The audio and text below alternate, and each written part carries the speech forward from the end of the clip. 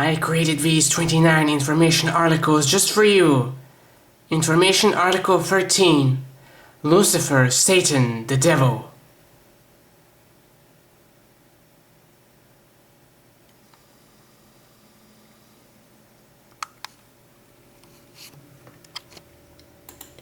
Lucifer, Satan, the devil. Take a good look at that picture above.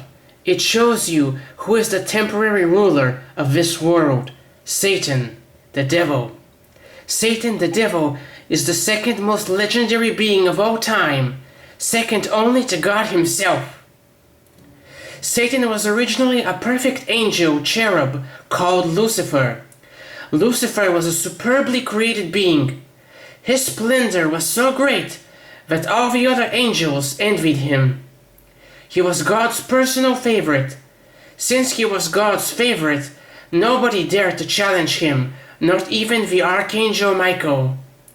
Lucifer's beauty and splendor convinced him that he deserved to be God, or that he deserves to be worshipped like God. Because of his great beauty and elegance, Lucifer turned against God. Lucifer was the first being entity in history to ever rebel. He was expelled out of heaven along with some angels, which he managed to convince to join his side. After Lucifer was expelled from heaven, it is said that all of the angels wept and cried. Once on earth, he deceived Adam and Eve, the first humans, and so here we are, 6,000 plus years later, still in this rotten world. I think it is up to me to finally clear Adam and Eve's names. I will clear Adam and Eve's names, I will protect God's honor, and I will also explain why Satan convinced Adam and Eve to take a bite from the forbidden fruit of knowledge. Before Adam and Eve tasted the forbidden fruit of knowledge, Adam and Eve were ageless and deathless. They had eternal youth and eternal life. They could neither age nor die. Satan knew that when Adam and Eve took a bite from the forbidden fruit of knowledge, they would not only be expelled from the Garden of Eden, paradise, but they would also be deprived of their eternal youth and eternal life as punishments for their disobedience and their inability to resist temptation. Without their eternal youth and eternal life, Adam and Eve, plus all future humans after them, would age and die. Satan did this not only to cause God maximal emotional suffering, but also and primarily for a secret plan.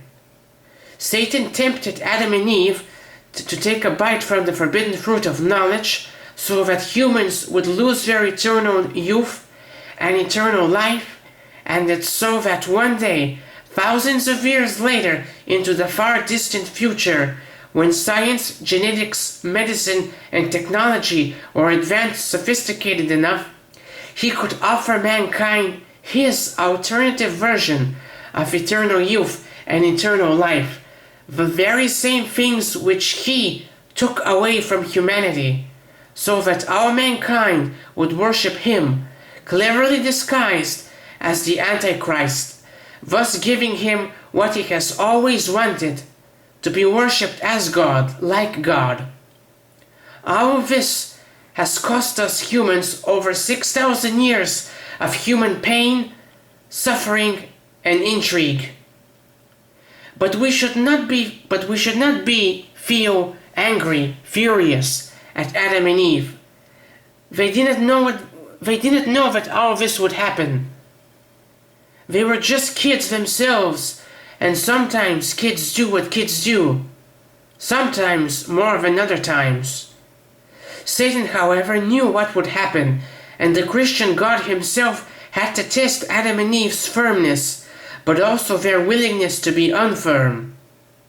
The Christian God had to find out for himself if he could truly trust Adam and Eve, and indeed human nature itself, by allowing the possibility of the worst to happen, regardless if he already knew or didn't know what would happen.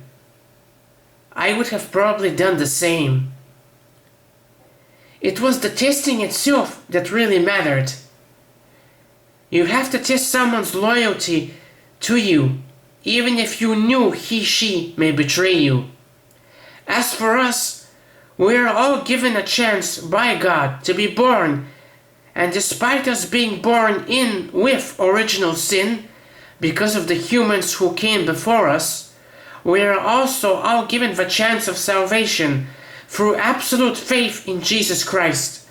The Christian God has provided us with the means to make amends for what our first ancestors, Adam and Eve, did long ago, for the original sin which we all inherited from Adam and Eve, and to get us out of the mess in which Adam and Eve and Satan got us all into, through total faith in his Son, Jesus Christ. It is said that all evil originated from inside Lucifer's own being. It is very intriguing and very frightening that all evil originated from a perfect angelic being instead of from the humans, from the animals, or even from God himself.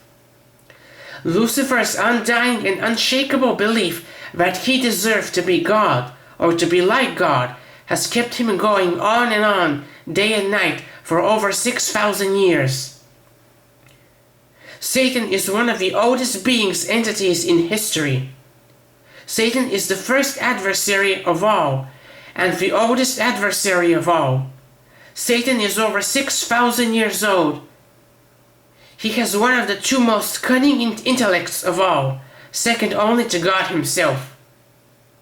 In the course of over 6,000 years, Satan has bamboozled billions of human beings, continuing into the 21st century. He is relentless and never gives up, just like God. Satan is the ultimate enemy of God, the angels, and mankind, and is the original cause of all human misery, pain, suffering, and sin. Despite everything he has managed to achieve, in the end, Satan is defeated by Jesus Christ and thrown into the lake of fire.